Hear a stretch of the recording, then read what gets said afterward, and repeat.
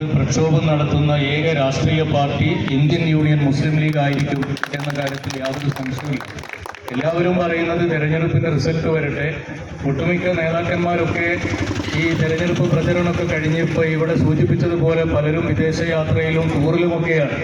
ഇനിയിപ്പോൾ ജൂൺ മാസത്തിൽ റിസൾട്ട് വരുന്നത് വരെ പ്രത്യേകിച്ച് ജനങ്ങളുടെ പ്രശ്നങ്ങളിലൊന്നും ഇടപെടേണ്ടതില്ല എന്ന് വിചാരിച്ച് എല്ലാവരും വിശ്രമിക്കുന്ന ഒരു സമയത്ത് ഞങ്ങൾക്ക് വിശ്രമിക്കാൻ സമയമില്ല, ഈ ജനങ്ങളുടെ പ്രശ്നങ്ങളാണ് ഞങ്ങളുടെ പ്രശ്നം എന്ന് ഏറ്റെടുത്ത് അതിനുവേണ്ടി ഇന്ന് നിങ്ങൾ ആലോചിച്ച് നോക്കൂ, ഒരു വർക്കിംഗ് ഡേയിൽ ഈ രാവിലെ സമയത്ത് അത്യാവശ്യം ജോലിക്ക് പോകേണ്ട, അന്നാന്ന് ജോലിയെടുത്ത് കുടുംബം പുലർത്തേണ്ട കൂലിപ്പണി ചെയ്യുന്നവരാണ് ഈ ധർണയിൽ പങ്കെടുത്തുകൊണ്ടിരിക്കുന്ന മഹാഭൂരിപക്ഷം സാധാരണക്കാരായ ജനങ്ങളും.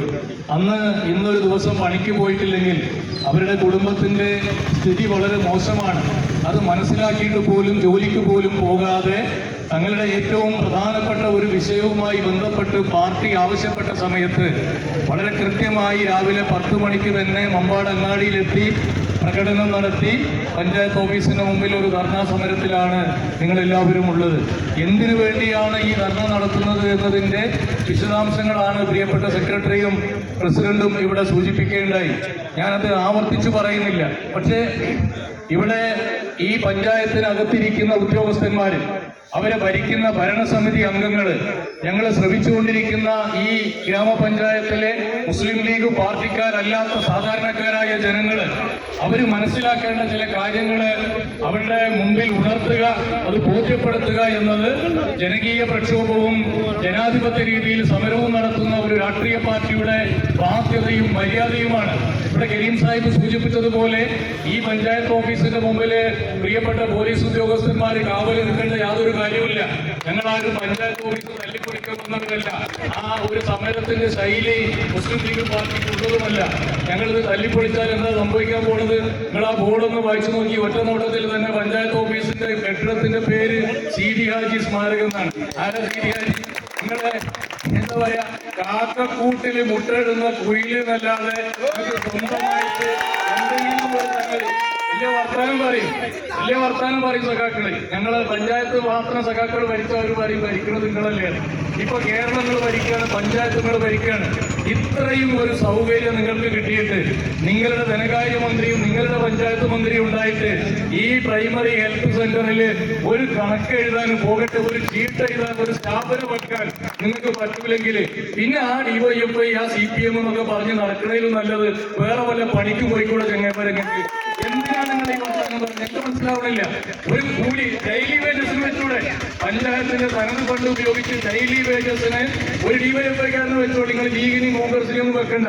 ഒരു ഡിവൈഎഫ്ഐക്കാരന് കൂലിക്ക് വെച്ചാൽ ആ കുടുംബത്തിന് വൈകുന്നേരം ആകുമ്പോൾ 500 രൂപ കിട്ടുമല്ലോ. പഞ്ചായത്തിന്റെ തനത് ഫണ്ട് അത് ചെയ്തുകൂടെ? അതിന് സംവിധാനമല്ലേ? അത് ചെയ്യാൻ പോലുമുള്ള ഒരു ഭാവന, അതിനനുസരിച്ചുള്ള കാര്യങ്ങൾ ചെയ്യാനുള്ള ഒരു നയം രൂപീകരിക്കാൻ കഴിയാത്ത ഏറ്റവും കഴിവുകെട്ട ഒരു ഭരണസമിതിയായി മമ്പാട് ഗ്രാമപഞ്ചായത്ത് ഭരണസമിതി മാറി എന്നാണ് ഈ പ്രക്ഷോഭത്തിലൂടെ ഇവിടുത്തെ ജനങ്ങൾക്ക് പറയാനുള്ളത്. അത് ആശുപത്രിയുടെ സ്ഥിതി ഇവിടെ സൂചിപ്പിച്ചല്ലോ. മലപ്പുറം ജില്ല, കോഴിക്കോട് ജില്ല, അതുപോലെ തന്നെ തൊട്ടടുത്ത പാലക്കാട് ജില്ല, ഈ 3 ജില്ലയിലും ജനങ്ങൾ പുതിയ രീതിയിലുള്ള വൈറസ് പനി ബാധിച്ച് ആശുപത്രിയിൽ കിടക്കാൻ ഇടുന്നില്ല. എന്നാൽ എന്തെങ്കിലും ഒരു പ്രത്യേക പദ്ധതി ഈ ജില്ലകൾക്ക് വേണ്ടി പ്രഖ്യാപിക്കാൻ ഭരണസമിതിക്കോ ഗവൺമെന്റിനോ സാധിക്കുന്നുണ്ടോ? അവർക്ക് സാധിക്കുന്നില്ല. കൃത്യമായി മുൻകൂട്ടി മഴക്കാലം വരുന്നതിന്റെ മുമ്പ് ഈ പറയുന്ന മുൻകരുതലുകൾ എടുക്കാൻ ഗ്രാമപഞ്ചായത്തിന് ഫണ്ട് വിനിയോഗിച്ചൂടെ? എന്റെ സ്നേഹിതന്മാര് പഞ്ചായത്തിനകത്തിരിക്കുന്ന മെമ്പർമാരുണ്ട്. ഞാൻ ചോദിക്കട്ടെ, തൊട്ടടുത്ത പഞ്ചായത്തുകളിലൊക്കെ ഒരു മാസം 6 ലക്ഷം രൂപ പഞ്ചായത്തിന് തനത് ഫണ്ടിൽ നിന്നോ അതല്ലെങ്കിൽ ഓൺ ഫണ്ടിൽ നിന്നോ, ഈ 2 ഫണ്ടിൽ നിന്നും 6 ലക്ഷം രൂപ അത്യാഹിത ഘട്ടത്തിൽ, കുടിവെള്ള പ്രശ്നം ഒരു അത്യാഹിതമാണ്. വരൾച്ച വരുന്ന സമയത്ത് ടാങ്കറിൽ വെള്ളം അടിക്കാനോ അല്ലെങ്കിൽ എവിടെ നിന്നാണ് വെള്ളമുള്ളത് അവിടെ നിന്ന് വെള്ളം കൊണ്ടുവരാനോ 6 ലക്ഷം രൂപ വരെ ഒരു മാസം വിനിയോഗിക്കാൻ ഗവൺമെന്റിന്റെ ഉത്തരവ് ഇവിടെ ഉണ്ടല്ലോ. പ്രിയപ്പെട്ട സെക്രട്ടറി ആ ഫയലൊന്ന് വായിച്ചു നോക്കിയില്ല? അസിസ്റ്റന്റ് സെക്രട്ടറി നോക്കി, നിങ്ങൾക്ക് കിട്ടുമല്ലോ. എഴുതാനും വായിക്കാനും ഫയൽ നോക്കാനും സമയമില്ലാത്തത് CPM നേതാക്കന്മാർക്കല്ലേ? ഉദ്യോഗസ്ഥന്മാരുണ്ടല്ലോ, ആ ഉദ്യോഗസ്ഥന്മാർ പറഞ്ഞു കൊടുക്കണം 6 ലക്ഷം രൂപ ഒരു മാസം ചെലവഴിക്കുക, 12 ലക്ഷം രൂപ 2 മാസത്തിൽ ചെലവഴിക്കുക. രൂക്ഷമായ കുടിവെള്ളക്ഷാമം വരുന്നത് ഒരു മാസത്തിലാണെങ്കിൽ 2 മാസത്തേക്ക് കൂടി പൈസ ഒരു മാസം വിനിയോഗിക്കുക. അങ്ങനെ വിനിയോഗിക്കുന്നത് 12ന് മുകളിലേക്ക് പോവുകയാണെങ്കിൽ അതിന് സാധൂകരണത്തിന് ഗവൺമെന്റിലേക്ക് പ്രത്യേക അനുമതിക്ക് എഴുതുക. അങ്ങനെ സാധൂകരണത്തിന് എഴുതി അനുമതി വാങ്ങി മമ്പാട്ട് മുഴുവൻ ജനങ്ങൾക്കും കുടിവെള്ളം എത്തിച്ചു കൊടുത്തിരുന്ന മുൻ ഭരണസമിതികളിലെ പ്രസിഡന്റും മെമ്പർമാരും ഒക്കെയാണ് ഇവിടെ ഇരിക്കുന്ന ആളുകൾ. ഇത് ആകാശത്തുനിന്ന് പൊട്ടിമുളച്ചതോ പുതിയതായ ഒരു നിയമമൊന്നുമല്ല, കാലങ്ങളായിട്ട് രാജ്യത്തുള്ള ഒരു നിയമമാണ്. ആ നിയമം, ആ ചട്ടം, അതിന്റെ ഉള്ളിൽ നിന്നുകൊണ്ട് ഈ ജനങ്ങളുടെ കുടിവെള്ള പ്രശ്നത്തിന് പരിഹാരം ഉണ്ടാക്കുന്നതിൽ ഈ മമ്പാട് ഗ്രാമപഞ്ചായത്തിന്റെ ഭരണസമിതി അങ്ങേയറ്റം പരാജയമാണ് എന്നാണ് സൂചിപ്പിക്കുന്നത്. നിങ്ങൾ ഇപ്പോ വെള്ളം കൊടുത്തിട്ടില്ലെങ്കിൽ എപ്പോഴാണ് നിങ്ങൾ കൊടുക്കാൻ പോണത്? ഇനി കുറച്ചു കഴിഞ്ഞാല് നിങ്ങളുടെ മുമ്പിൽ വരുന്ന പ്രശ്നമാണ് ഇവിടെ സൂചിപ്പിച്ചത്, വെള്ളത്തിന്റെ പ്രശ്നമായിട്ട് വരിക. ഇപ്പൊ കുടിവെള്ളം ഇല്ല എന്നുള്ള പ്രശ്നമാണ്. 2 മാസം കഴിഞ്ഞാല് ഇപ്പോഴത്തെ കാലാവസ്ഥാ വകുപ്പിന്റെ മുന്നറിയിപ്പ് ശരിയാം വിധത്തിൽ ഇവിടെ നടപ്പിലാവുകയാണെങ്കിൽ 2 മാസം കഴിഞ്ഞാൽ സാധാരണയിൽ കവിഞ്ഞ മഴ നമ്മുടെ സംസ്ഥാനത്ത് വരുമെന്നാണ് സൂചന. അങ്ങനെയെങ്കിൽ ഈ പറഞ്ഞതുപോലെ ഈ ചാലിയാറിന്റെ ഈ വെള്ളം ഏറ്റവും കൂടുതൽ നിറഞ്ഞൊഴുകുന്ന സമയത്ത് അതിന്റെ കെടുതികൾ ഏറ്റുവാങ്ങാൻ വിധിക്കപ്പെട്ട ഒരു ജനതയാണ് മമ്പാട്ട് ജനത. അന്നിവിടെ കുടിവെള്ളമല്ല പ്രശ്നം, പ്രളയമായിരിക്കും പ്രശ്നം. അന്ന് നിങ്ങൾ എന്താ ചെയ്യുക? അപ്പൊ ഈ കുടിവെള്ള പ്രശ്നം പരിഹരിക്കാൻ അതിൻ്റെതായ രീതിയിലുള്ള പദ്ധതികൾ വിഭാവനം ചെയ്യണം. ഇവിടെ മറ്റുള്ള രീതിയിലുള്ള കാര്യങ്ങൾ ചെയ്യണം. അതിനൊന്നും ഭരണസമിതിക്ക് സമയമില്ല. അങ്ങനെയുള്ള ഒരു കാര്യങ്ങൾ ചെയ്യാനുള്ള ഒരു സംവിധാനം ഈ പഞ്ചായത്തിനകത്തില്ല. ഒരു രാജ്യത്ത് തദ്ദേശ സ്വയംഭരണ സ്ഥാപനത്തിന്റെ ചുമതല എന്താണ്? എന്തിനാണ് ഈ തദ്ദേശ സ്വയംഭരണ സ്ഥാപനം എന്ന് പറയുന്നത്? സർക്കാർ ഒരു നയം രൂപീകരിക്കുകയാണെങ്കിൽ ആ രൂപീകരിക്കുന്ന നയത്തിനകത്ത് നിന്നുകൊണ്ട് പ്രാദേശികമായ ജനങ്ങളുടെ പ്രശ്നങ്ങൾക്ക് പരിഹാരമുണ്ടാക്കാനാണ് പ്രാദേശിക ഭരണസമിതി എന്ന് പറയുന്നത്. മമ്പാട് പഞ്ചായത്തിലെ പ്രശ്നമാകണമെന്നില്ല അരീക്കോട് പഞ്ചായത്തിലുള്ളത്.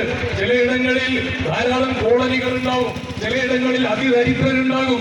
അവരെയൊക്കെ പ്രത്യേകമായി കണ്ടെത്തി അതാത് പ്രദേശത്തെ പ്രശ്നങ്ങൾ, ചിലയിടത്ത് കുടിവെള്ളമാണെങ്കിൽ വേറെ ചിലയിടത്ത് പനിയായിരിക്കും. അപ്പൊ ആ പ്രാദേശിക ജനങ്ങളുടെ പ്രശ്നങ്ങൾ എന്താണ് എന്ന് മനസ്സിലാക്കി അതിനനുസരിച്ച് പദ്ധതികൾ വിഭാവനം ചെയ്യുന്നിടത്താണ് ഒരു ഭരണസമിതിയുടെ മികവ് കാണേണ്ടത്. അങ്ങനെ ഒരു മികവ് പഞ്ചായത്തിൽ കാണുന്നില്ല എന്നതുകൊണ്ട് ഉത്തരവാദിത്തമുള്ള ഒരു രാഷ്ട്രീയ പാർട്ടി എന്ന നിലക്ക് ഇതിനെ കയ്യും കെട്ടി നോക്കി നിൽക്കാനോ കണ്ണടച്ച് അംഗീകരിക്കാനോ ഞങ്ങൾക്ക് സാധ്യമല്ല. അതിന്റെ സൂചനയാണ് ഞാൻ ഈ ധർണാ സമരത്തിൽ പങ്കെടുക്കുന്ന മുഴുവൻ ഇന്ത്യൻ യൂണിയൻ മുസ്ലിം ലീഗിന്റെ പ്രവർത്തകരെയും ഹൃദയം നിറഞ്ഞ് അഭിവാദ്യം ചെയ്യാൻ ഈ അവസരം ഉപയോഗിക്കുകയാണ്. കാരണം ഏറ്റവും പ്രയാസം നിറഞ്ഞ ജനങ്ങളുടെ ഒരു പ്രശ്നം അത് തെരഞ്ഞെടുപ്പ് കഴിയട്ടെ എന്ന് പറഞ്ഞ് മാറ്റിവെക്കാതെ അവരനുഭവിക്കുന്ന യാതനയുടെ കൂടെ നിന്ന് ഈ കൊടും ചൂടിലും ഇതുപോലെയുള്ള ഒരു പ്രക്ഷോഭ പരിപാടിക്ക് നേതൃത്വം കൊടുത്ത നിങ്ങളെ അഭിനന്ദിക്കാതിരിക്കാൻ നിർവാഹമില്ല. മറ്റൊരു കാര്യം ഇവിടെ സൂചിപ്പിച്ചിട്ടുള്ളത് നമ്മളുടെ ലൈഫ് ഭവന പദ്ധതിയുമായി ബന്ധപ്പെട്ടാണ്. ഇവർക്ക് പേര് മാറ്റാൻ അറിയാം എന്നല്ലാതെ ഒരു പദ്ധതി വിഭാവനം ചെയ്ത് നടപ്പിലാക്കൽ എങ്ങനെയാണ് എന്ന് ഇടതുപക്ഷത്തിന്റെ ഗവൺമെന്റിനെ അറിയില്ല. അതിന്റെ ഏറ്റവും വലിയ ഉദാഹരണം ഓരോന്ന് നിങ്ങൾ പരിശോധിച്ചു നോക്കൂ. ഇത് ഈ മമ്പാട് ഗ്രാമപഞ്ചായത്തിലെ മാത്രം പ്രശ്നമല്ല, ഈ സംസ്ഥാനത്ത് ഉടനീളമാണ്. ഇവിടെ ഐക്യ ജനാധിപത്യ മുന്നണി ഭരിച്ചിരുന്ന ഒരു കാലത്ത് ആരോട് ചോദിച്ചാലും കണ്ണും കൂട്ടി ചോദിച്ചാൽ ഏത് കൊച്ചുകുട്ടിയും പറയും കേരളത്തിന്റെ ധനകാര്യമന്ത്രി ആരായിരുന്നു എന്ന്. കാരണം എന്താണ്?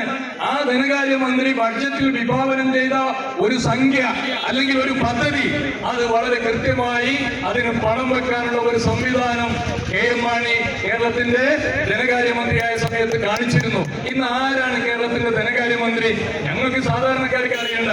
ഇവിടെ ഇരിക്കുന്ന പോലീസുകാരോട്, സർക്കാരിന്റെ ശമ്പളം വാങ്ങുന്ന ഒരാളോട് കേരളത്തിന്റെ ധനകാര്യമന്ത്രി ആരാണ് എന്ന് ചോദിച്ചാൽ 2 വട്ടം ആലോചിക്കേണ്ടി വരും.